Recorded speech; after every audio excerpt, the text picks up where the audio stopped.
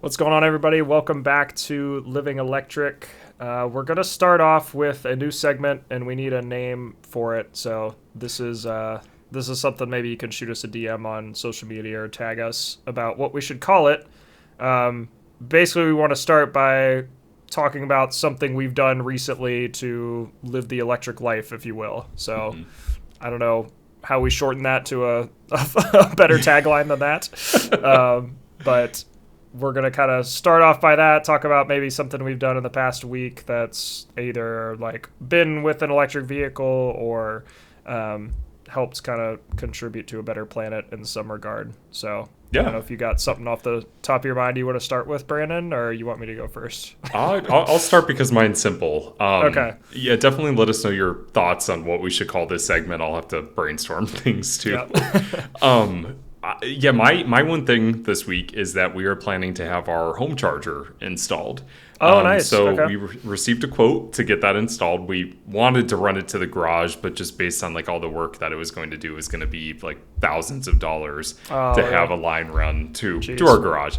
So, but fortunately, we have like an awning on the side of our house, so we're going to have the charger installed there. But the part I'm excited about is that we did pre-order because they're delivering them now, but the Tesla Universal Wall Connector that they announced over the summer. Nice. I am so excited. It was so expensive, but I'm so excited to get that installed. Yeah, that'll be cool. I like all the new like app integrations they have with the home chargers now, where you can like see the home charger on your like home thing. I know you guys don't have solar or anything, but they just the home integration stuff I think is cool. Oh, for sure. Yeah, that Tyler and I were talking. We're like, well, I actually think, the wall connector is one of the best like home charging stations that you can get, just because of like, the user experience that Tesla obviously provides. And, there's really good other solutions. But in terms of like getting all of the systems together, Tesla is kind of that ecosystem that I want to get into. It's like almost like the Apple ecosystem. You get the watch, the computer, you get sucked into it. So, yeah, Tyler and I were talking. I think we're going to end up with the wall connector, and then eventually, hopefully, we can get solar and power walls. Nice. But if you want to donate to that GoFundMe, let me know and we'll get that set up. After we donate for your acceleration boost. That's right. Yeah, we just need a perpetual GoFundMe so we can try stuff and talk about it on the podcast. Yes, I think we just need a Patreon. Right. Which we have, I guess, but we haven't plugged it a lot recently. Well, now we are. There we are. That's right. But yeah, that's my one electrifying thing. Nice. Yes. Nice. Spending money. I've got a few. I think I told you after the last podcast that I forgot to mention on air, but if you're watching the video podcast, you may see that my headphones look slightly different. If you didn't forget what we looked like before we took our hiatus. But the like ear cups on my headphones were starting to like peel, and like the leather was falling apart, and like an easy thing to do is just like start looking for new headphones to buy, because you're like, oh, my headphones are falling apart, but like they still sounded fine. It was just the ear cups that were falling apart. So I looked online, and for my headphones and a lot of over-ear headphones like this, you can just get new cups for them. So I spent $25 I think, and got brand new ear cups for them, and just installed those, and they're like brand new headphones now. So that's awesome. Yeah, $25 is not bad. No, I was expecting to pay way more. So I don't think they're real leather or anything, but they're memory foam, like they're way more comfortable than the old ones. So yeah, definitely worth the upgrade or replacement, if you will, for that price, I think. Then the other one is we're down to one car right now. I don't know if I've talked about this on the show or not. Maybe before our hiatus, but we are down to one car right now. So Mallory just takes the car to and from work. Like, that's our main vehicle. I work from home, so I don't really need a car. And I usually get my hair cut. So I've been just biking to get my hair cut the past, probably like 6 months now. Like, I haven't taken my car to go get my hair cut in a while, which is nice. So I've also realized it's roughly the same time to bike as it is to drive, just because of the roads you have to go on and the stop signs and stoplights. Like, I could blow through some of those Not on the road, obviously, but like on bike paths, you can get past a lot of those stops really quickly on a bike. So just the route that you have to go to get to my barber, it's not too much more time to take the bike. I think it's maybe 4 or 5 minutes longer to take the bike than it is to drive. So that's great. Yeah. So I've been doing that. The only downside is it rained when I was going to go to the barber the other week, so I was quite bundled up and cold, and that is something to keep in mind if you're going to be biking. There goes Bean, if you heard the thump. Our guest host. Another guest host. But yeah, if it rains or it's cold, like that's something to keep in mind when biking, is it can get very uncomfortable very quickly. So I've just got to remember to bundle up as we get into these colder months in Ohio. Yeah, especially with winter coming up. Right. So which bike have you been riding? I have been riding the Hemiway Cruiser because that one goes the fastest, and it's also kind of the beefiest. So if I'm riding on like a residential road or something like that, I think it just has more visibility. It's got the bigger lights on it. It's got the fatter tires. Like I'm very conscious of like not getting clipped by a car, I guess, while I'm on a bike. And people just do so much dumb stuff. Like you realize it way more when you're on a bike than even in a car, of just how much people blow through stop signs. They pull up too far. They block sidewalks, bike paths. Like you have to be really careful. So having a beefier bike just makes me feel a little bit more comfortable than some of the lighter e-bikes I have. So just the route I have to take, I think that's the best bike for it. For sure. Yeah, you do. Do you have any like reflective materials that you wear? No, I'm probably bad at that. The bike has like some reflective stuff, but like I wear whatever I'm wearing. So I usually just wear a sweatshirt or something if it's colder.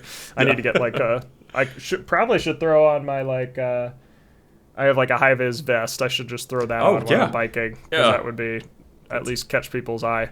Yeah, that's what we wear to walk the dogs at night now. Like we just got those like LED light up vests and like these literal projector style headlamps. Seriously? It's ridiculous. It's like a car light. I love it. People will not miss you. Right, yeah.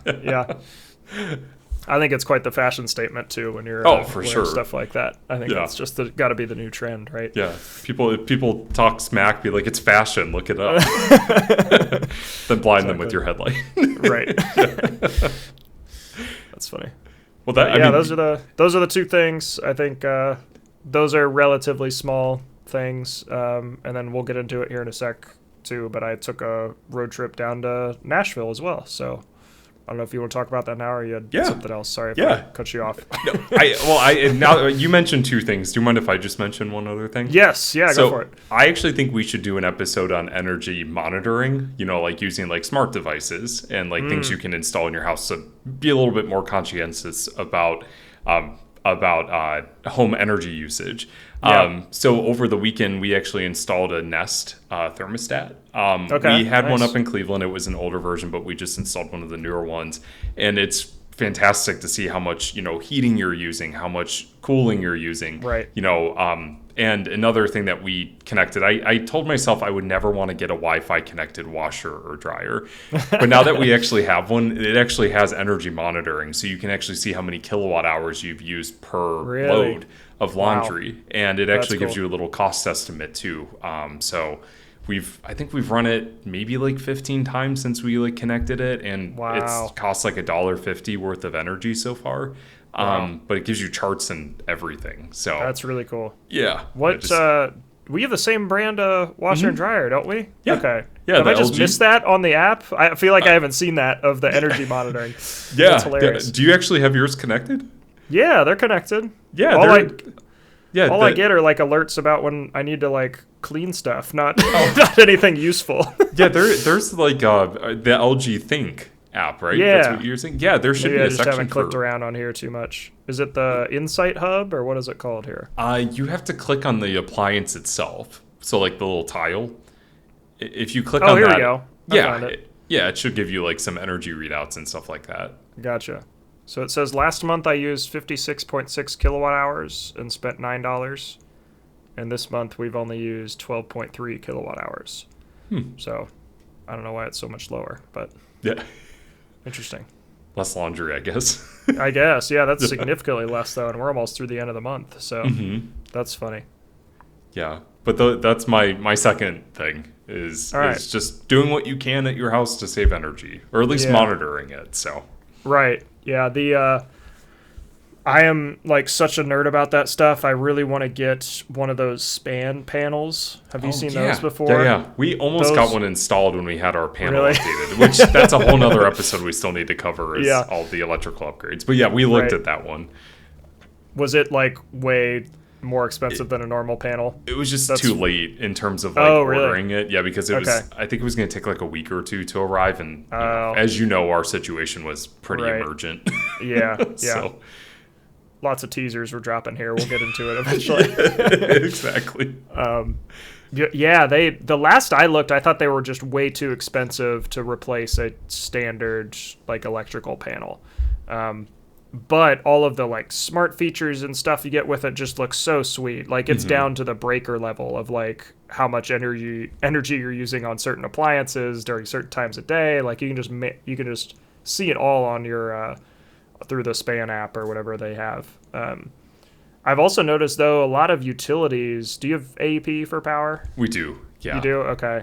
I know at least our utility, because we're on like a smaller co-op now, they have like a graph where you can see like day by day how much energy you're using, and even by hour, I think they can like graph it out. So just based on your meter. So I'm not sure if AEP has something like that, but that might be... cool to check out too. Yeah, I haven't looked into that. Okay. Yeah, I'll have to double check that. I think they just came out with like some dashboard for homeowners to look at. So, nice. I'll have to double check. That's probably the cheaper version, spending a bunch of money on a smart electrical panel. So, if you're in a utility region that has that might be a better route to go. Oh, for sure. For sure. Well, we'll definitely, I think let's tie those together. Home energy management as well as the projects that we had to do. Right. Because it's not ending. We just had some more upgrades we need to get done. So Exactly. So do you want to get into the Nashville trip now? Or? Yeah. Okay. Can I just say one news update really fast before we get into that? Oh, yeah. I forgot about that. Go for it. So, super exciting news. V4 superchargers have gone live throughout Europe and Asia the last few months. But here in North America, we've kind of been a little behind, I would say. But, I mean, it seems like recently, like, they've just been popping up all over the United States. And the first one finally went live in Sparks, Nevada, which is super exciting. Went live yesterday. It's still using V3 cabinets, so like, you know, V3 hardware. So don't expect anything more than 250 kilowatts. But it's still exciting. Like, and I wish that there was one closer because I want to go check it out so bad. Hey, we can drive down if you want. Yeah, let's just go to Nevada. Do you want to take the Leaf? Road trip. Take the car that can't charge there. 15 days to go there. Right. No, I've got like I said in the previous show, I've got a ton of referral miles to do, so I'm looking for road trips to do or anything like that. So let's go. We just drive down there or just work on our laptops. We'll be good to go. Right, exactly. But I'm excited about it. I do know that by the time this episode comes out, they might have turned more features on, but I know Magic Dock isn't active on those yet, and same with the payment screen. So I think from what people have said, it sounds like Tesla's still trying to figure out a lot of the back end things, at least here in North America. Yeah. But who knows? I mean, this comes out on Halloween, the day before Halloween, so maybe some spooky luck, it'll be out, be available, you know. Exactly. Yeah. No, I also saw the cables are longer too, which will be nice. So, and you said they do have Magic Docks? Is that they do? Okay. They just aren't ready or active. Okay. Yeah. Yep. So I think those will be good things for the non-Tesla drivers. Oh yeah, for sure. Yeah, I'm excited for all the Magic Dock adapters, all this stuff that's coming out. So yeah, a little sarcasm there. I'm more excited about the actual Magic Dock versus some of the third-party adapters. Right. Yeah. Yeah. Anyways, that's another conversation. So your trip to Nashville. Yes, yeah. So we had a wedding on Sunday down in Nashville for a buddy of mine from college, and the wedding was on Sunday. We drove down on Saturday. We only made 2 stops on the way down there, so it's roughly, let me just pull up some of our stats from the trip because I think that'll help kind of put it together. I think I've mentioned this on the show before, but I like using the like Google timeline. I don't know if you use that or not. It literally tracks your every movement, like every hour of the day. So you can look back on any random day that you've like had your phone on you, and it will show you what you've been doing. Yeah, I've never heard of that. Is that just an Android feature? It's like a Google Maps feature. It's because I have an Android that it tracks it, but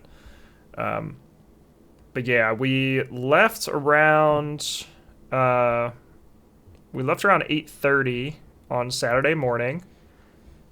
We got coffee. Of course. Necessity. We drove about 2 hours down to the Florence, Kentucky supercharger. This one is at a Meijer. I love when they're at grocery stores because you can actually like walk in, use a bathroom. You have way more food options than you do at like a gas station or something like that, personally. We only charged for, it says 10:37 to 11:03, so roughly 25-ish minutes. I think a little bit more. Sometimes just because I have free charging, I don't really worry about how long we're plugged in or how much it costs. I'm just like, if we're not ready to leave or I'm still stretching or whatever, I'll wait a little bit. But charged for about a little over 20 minutes. Drove for 2 more hours down to a supercharger at a racetrack, which is, have you been to one of those before? No. It's racetrack TRAC. A gas station. It's like a gas station. Yeah. I was like, which racetrack? Yeah. Racetrack gas station. Where was that one? It was in, what town is this? Elizabethtown. Okay. Just south of Elizabethtown, Kentucky. Okay, because I know there's NCM racetrack near Bowling Green, Kentucky. Like the Corvette factory and the Corvette Museum is down there. Gotcha. So I've been to that one. Nice. Yeah. Yeah. The racetrack one, that was one that I mentioned in the pre-show that I was thinking about rating as a 4-star, because the only thing at that exit or that near that supercharger is a subway that's under construction. Literally, the building is not finished yet. And you have to walk all the way to this racetrack that, like, it isn't even the same parking lot. You've got to cross one of those, like, kind of, like, half roads to get to the racetrack, go in to use the restroom and stuff. So that wasn't our best, like, most enjoyable stop of the trip just because of the location. I think if the subway was open, it would have been a little bit better. But even then, it's like, that's your only options there. Yeah. I'm very much like, I would love to have at least 2 or 3 places to walk to when I stop and charge if it isn't a grocery store. Oh, yeah. So, yeah.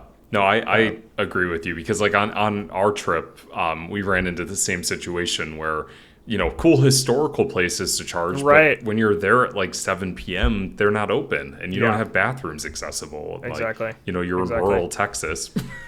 Yeah. So tough. That's not too cool. But but charging, I mean, we were there for 20 minutes, it looks like. So quick charging stop there. Drove about 2.5 more hours and then just drove straight to our hotel. I think we arrived with like 15-ish%, and our hotel did not have charging. So I was basically like, hey, let's just at least check in, get out of the car for a bit. We can move all the stuff into our room, and then let's go to a supercharger that's close here just because the hotel didn't have charging, and just charge up while we can prior to the rehearsal dinner and some of the other wedding activities that were taking place that night. So drove about 10 minutes over to a supercharger that was close to the hotel, and just charged there for, I think, 20 more minutes to just have enough for driving around throughout the weekend. We weren't driving anywhere too far. I just don't like leaving the car sitting at 15%. Yeah. So, but that was kind of our first day of charging. That pretty much wrapped everything up. We did some driving that evening, but it wasn't like extensive. So I think we went to bed that night with like 50% on the battery or something like that, which was like a good spot to be at if you're not driving anywhere and don't have hotel charging, I feel like. So nice. And then overall, so we left at 8:30. we made 2 true charging stops on the way down there that added up to probably 45-ish minutes. And then we arrived at, what time was this? We arrived around 3 o'clock. Okay. And That's it not was too bad. And they are on Central Time there, so that keeps like screwing me up of like how much actual time we had in the car. So it was like 2 hours, and then 2.5. So it was like 6.5 hours of driving, like on the road driving, and probably 45 minutes of charging. I mean, that's really not bad. No. For almost every 6 hours of driving, you do 45 minutes worth of charging. Like, yeah. I mean, you can't hold it for 6 hours. No. Not that that's really an argument, but. Right. So yeah, it wasn't too bad. And plus you got to get lunch in there. Like that was another thing that, cause we stopped at that racetrack, not actual racetrack gas station, around lunchtime. And that was the other thing is we passed like a ton of restaurants before that exit. And then there was nothing like south of that. So like we had to like, I think McDonald's was the only thing. So we ended up stopping there for lunch. But then there was nothing like for miles after that. So that's, I think, one of the things we learned on this trip is like plan out your meals a little bit better. If you do need to stop for a meal, just know, do you need to stop before the supercharger, after the supercharger, around what time do you want to eat? Some of these things, which I think are very difficult to plan for sometimes, especially with just how wonky our meal schedules are, me and Mallory's. So yeah.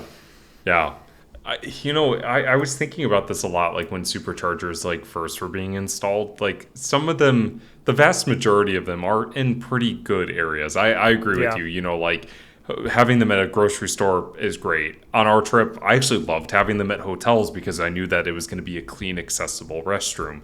Yeah. But like some of the ones that were just like off the beaten path, and like I've seen, not from personal experience, but there's some superchargers that have been installed at malls that have gone under, and like the chargers are still active, but the business is just dead. So it's like, you go there at night and there's nothing. Nothing. So yeah, it's tough to predict, how things are going to play out. But I agree with you. I mean, at least having like 2 or at least 3 options would be great. Right. Yeah. So that final stop we made like after we checked into the hotel. So we got to the hotel around 3, but then we went out and kind of did that extra stop, if you will. We had already arrived at our destination. We just needed to charge up for a bit. Mm-hmm. That was at a Kroger, I believe. It wasn't in the Kroger parking lot, but it was right next to like a strip mall that had a Kroger at it. So I think I tweeted out that picture, but like there was a curry place that was advertising like stop in and like show us your Tesla key and we'll give you a discount on meals, which I think is awesome. Like we need more kind of restaurants encouraging people to stay a little bit longer and like go eat. Like that's a great marketing idea in my opinion. Yeah, I've seen like McDonald's tag onto that, and like Sheetz will do some, like depending on the Sheetz, but right. I think it's a great idea. So, but yeah, that was our drive down. It really wasn't that bad, and I honestly did not like plan this road trip hardly at all. This was probably the least planning I've done on this long of a road trip. I think I literally a few days before I plugged it into ChargeWay and just mainly to see how long charging would take so that I knew what time we needed to be leaving. Like that was it. It wasn't like, oh, we've got to stop here and then, oh, we'll drive to here and then stop. Like it wasn't this whole discussion, this 30-minute like internal monologue of trying to figure out where we need to stop and making those decisions. It was literally, we hopped in the car on Saturday morning. I plugged in our destination. We drove. Like that was it. So from that perspective, I think it's just gotten almost too easy to take a road trip in a Tesla. Like it's like close to getting boring, honestly. If you're not doing a cross country road trip, I think if it's just kind of a shorter one like this, it's borderline boring.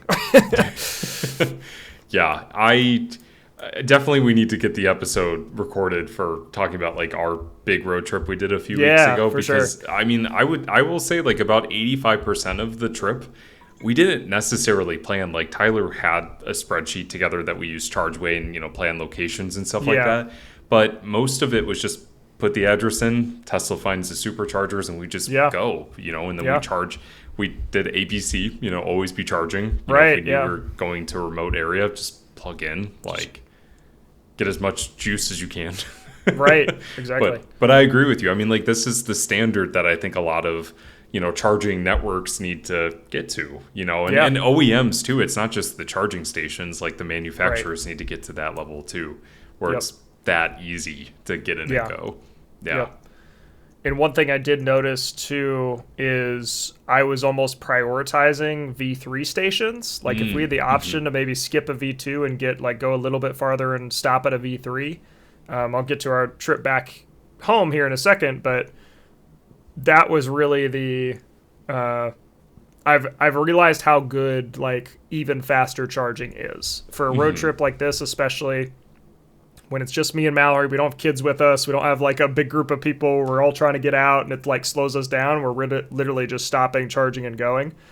It really is beneficial to have faster charging. So like networks out there, I think really need to start deploying even faster charging than I think they realize.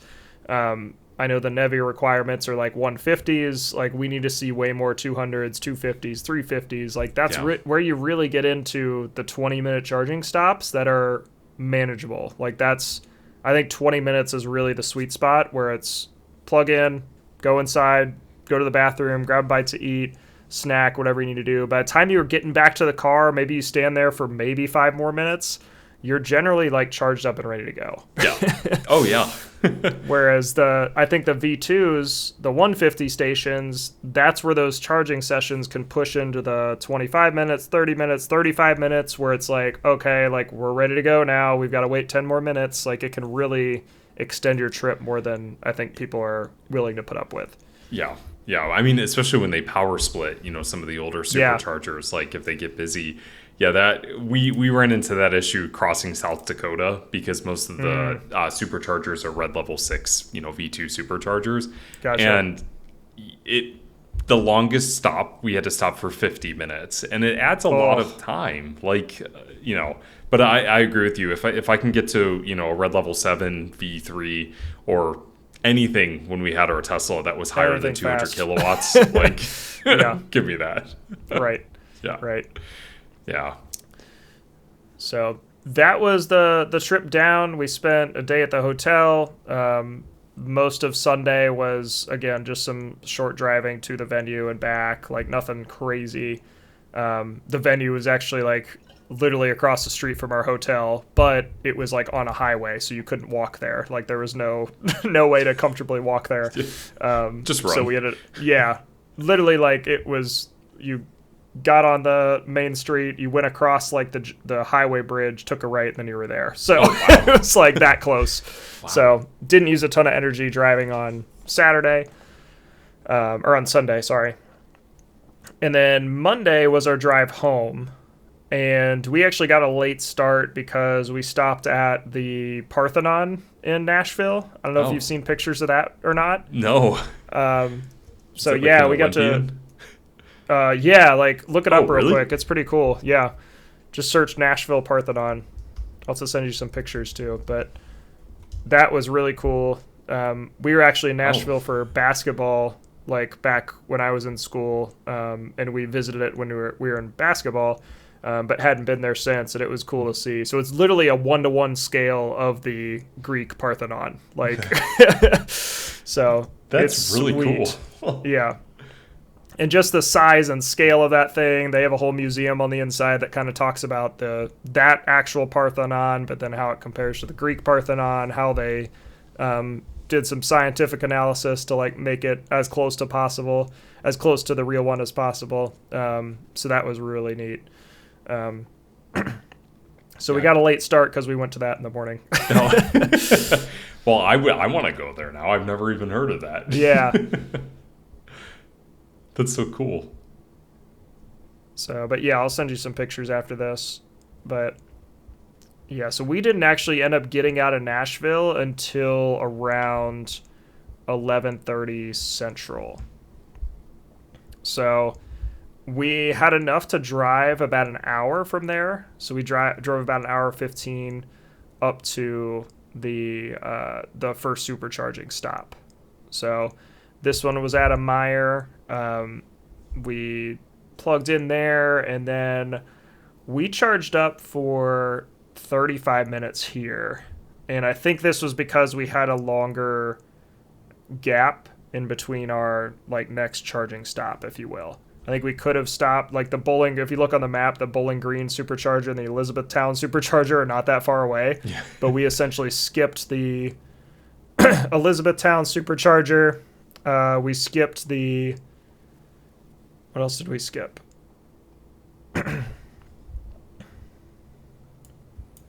Did we only make one stop? No, we made one we skipped through Louisville, just south of Cincinnati. We made our second stop. So that's a pretty long haul going from Bowling Green, Kentucky, past Louisville, up into Cincinnati, essentially. Oh, yeah. That's almost the entire, kind of most of the state driving north, splitting it. So it was like 3 hours, 15 minutes in the car for that stretch. So that's only like 230 some miles, but I think that kind of gives you a scale of just like how far 3 hours of driving really is. Like it's 200 plus miles. Like that is a long way to go without stopping, without like taking a break. So I think when people talk about how annoying charging is, I think that would I was ready to stop about 2.5 hours into that, and we still had 45 minutes to go.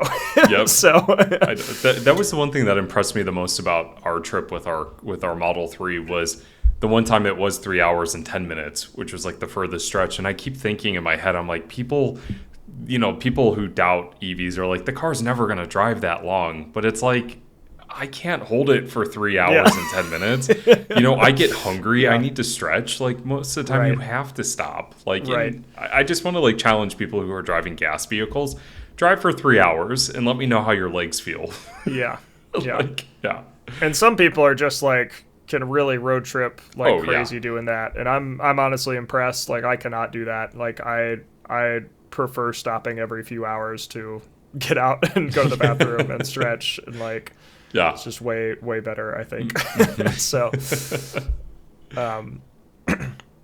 but yeah, we made that stop in Bowling Green. We did that 3 hour stretch we just talked about, and then we stopped in Florence, Kentucky. So this is the water tower in Florence. Says Florence, y'all. Have you seen that before? No. You'll have to look that up too.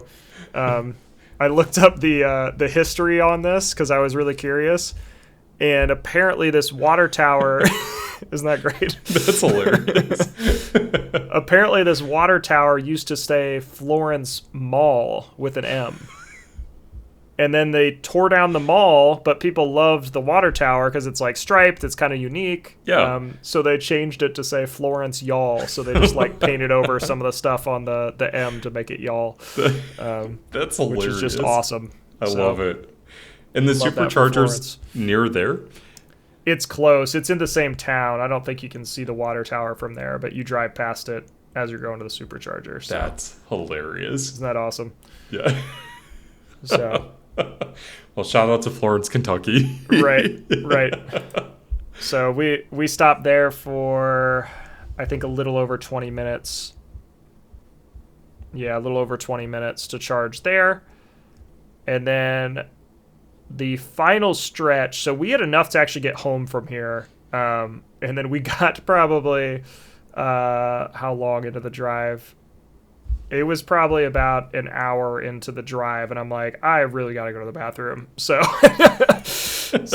I looked, and then literally as soon as I said that, we had passed a rest stop 5 miles earlier. And I'm like, oh, no. That's the worst. Yeah. Yeah. And I think we looked on and we're like, there's no way we missed that, because, it had to have been closed or something, because both of us did not see it till we looked on the map, and usually you see them driving past. So I don't know what happened there, but we ended up, once we got back into Columbus, we stopped at the Grove City Supercharger because I'm like, I can't hold it any longer at this. And if we're gonna stop, we might as well charge somewhere. So I'm like, let's pull into the Grove City Supercharger and charge there before we got back to our house. So we plugged in there for like literally I think 10 minutes. Like we got some food to eat for that night just from the grocery store, and then hopped back in and drove home from there. So wow.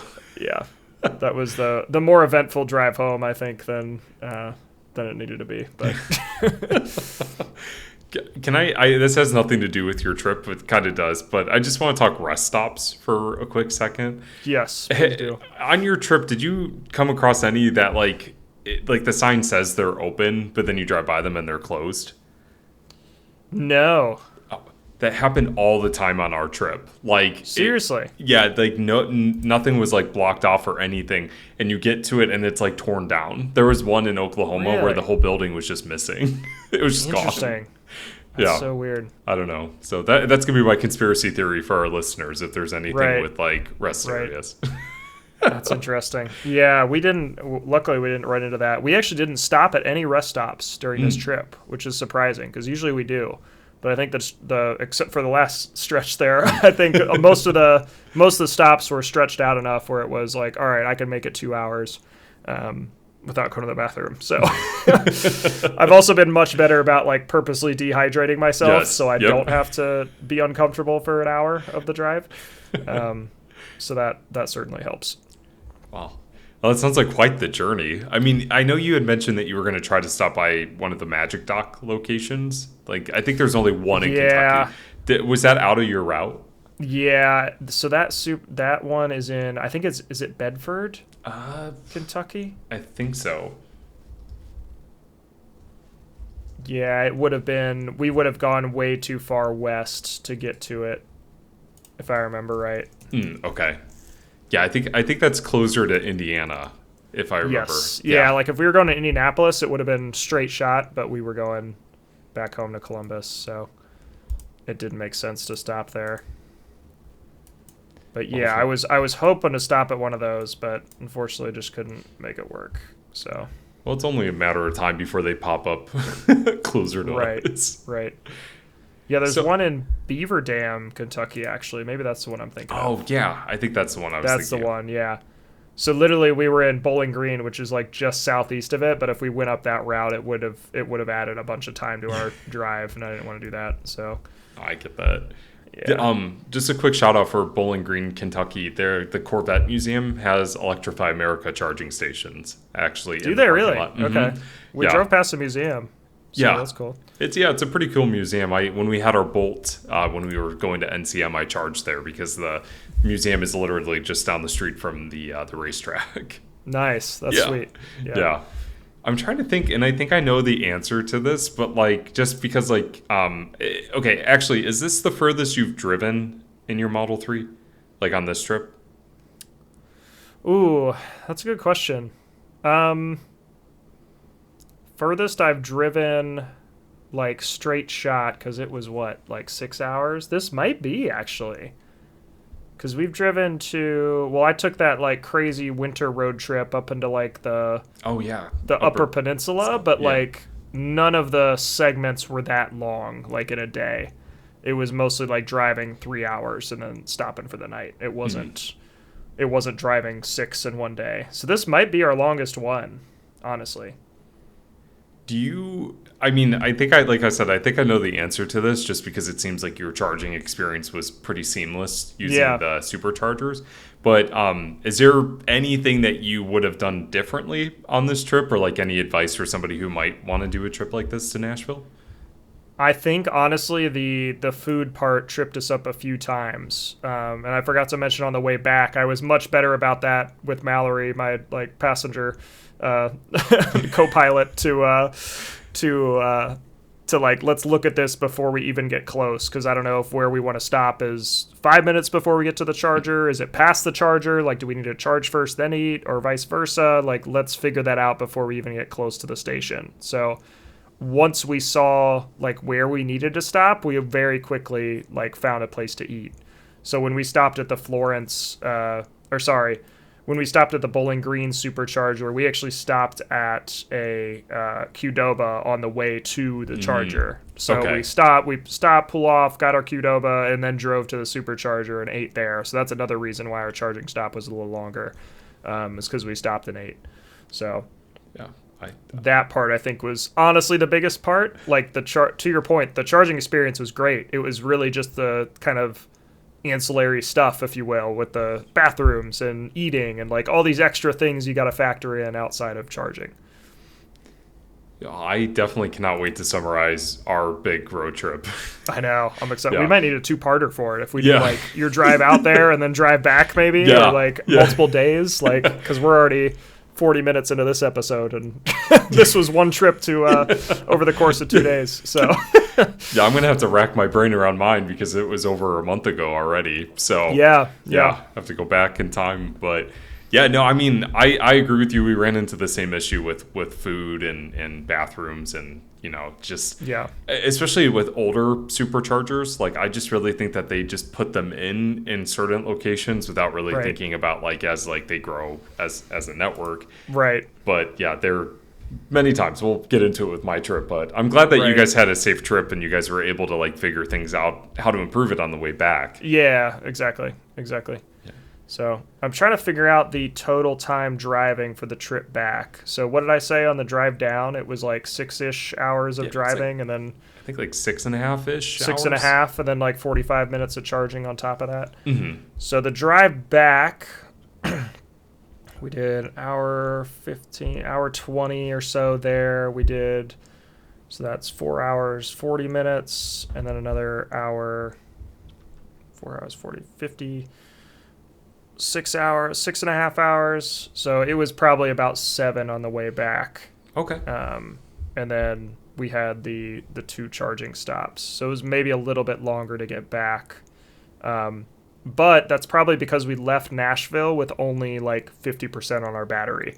And we left Columbus with 100%. So we had a little bit more buffer driving down than we did back home. That's probably plays into it.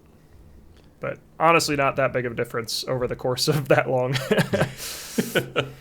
But well, I think that's a good transition into our potential topic for the next episode because of your fast charging and battery degradation.